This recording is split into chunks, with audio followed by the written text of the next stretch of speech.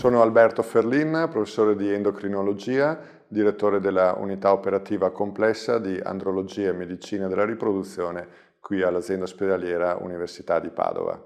E oggi voglio parlare di prevenzione in campo andrologico.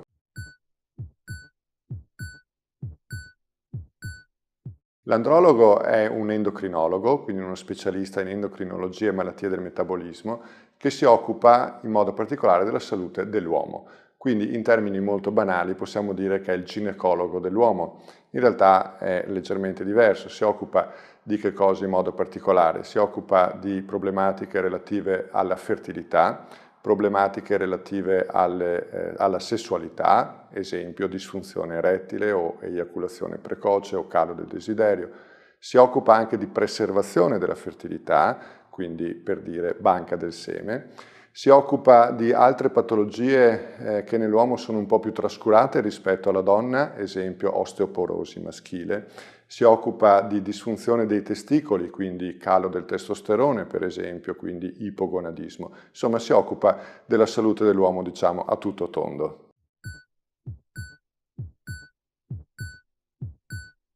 Perché le problematiche della fertilità e le problematiche della sessualità nell'uomo, ma così come nella donna, sono, possiamo dire, specchio della salute generale di un individuo.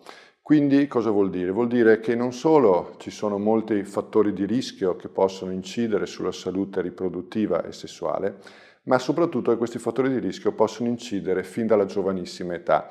E faccio riferimento soprattutto agli stili di vita, fondamentalmente, ma anche a tante patologie del tratto riproduttivo o patologie generali, sistemiche, che possono incidere sul funzionamento dei testicoli e dell'apparato riproduttivo. Quindi sono patologie, fattori di rischio che possono insorgere fin dalla giovanissima età. Ed è questo il motivo per cui sarebbe importante prendersi cura della propria salute riproduttiva proprio appunto fin dalla giovanissima età. Cosa intendiamo giovanissima età?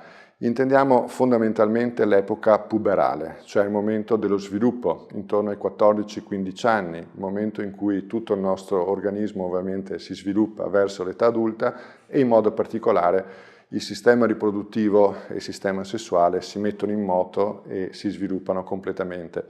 Quindi questa è la fase più importante, la fase in cui ogni ragazzo dovrebbe essere visitato, dovrebbe eseguire delle visite periodiche di screening o di prevenzione. Perché se noi possiamo agire in questa fase, quindi in un'epoca abbastanza precoce, possiamo non solo insegnare al ragazzo e insegnare ai suoi genitori, alla famiglia, alcuni comportamenti a rischio, esempio molto banale, i rapporti sessuali non protetti con il preservativo per evitare le infezioni sessualmente trasmissibili.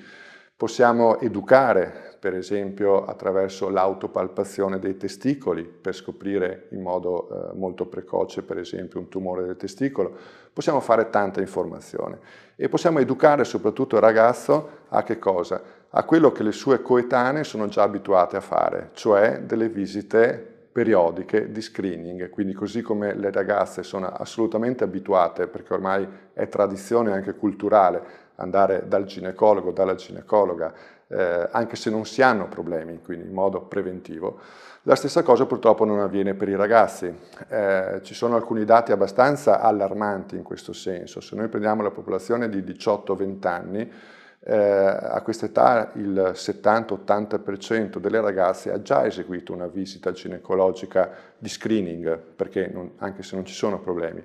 La controparte maschile l'ha eseguita nel 10% dei casi, quindi è ovvio che c'è una discrepanza, in questo caso il sesso debole è il maschio, assolutamente non idonea per salvaguardare quella che è la salute appunto riproduttiva e sessuale nell'età adulta.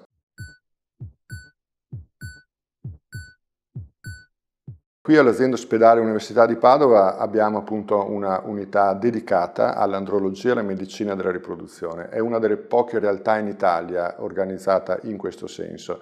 Cosa ci offriamo? Offriamo tutto quello che va dalla prevenzione alla diagnosi, alla terapia delle problematiche della riproduzione e della sessualità maschile.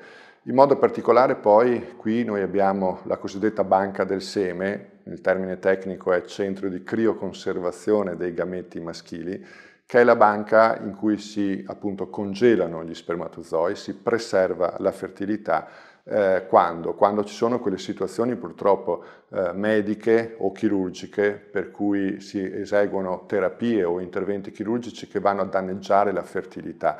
Uno su tutto ovviamente le terapie oncologiche, le chemioterapie o le radioterapie che si fanno per i tumori, che danneggiano quasi sempre, se non sempre, la fertilità maschile. In questo caso la crioconservazione degli spermatozoi prima di iniziare queste terapie permette appunto la preservazione della fertilità.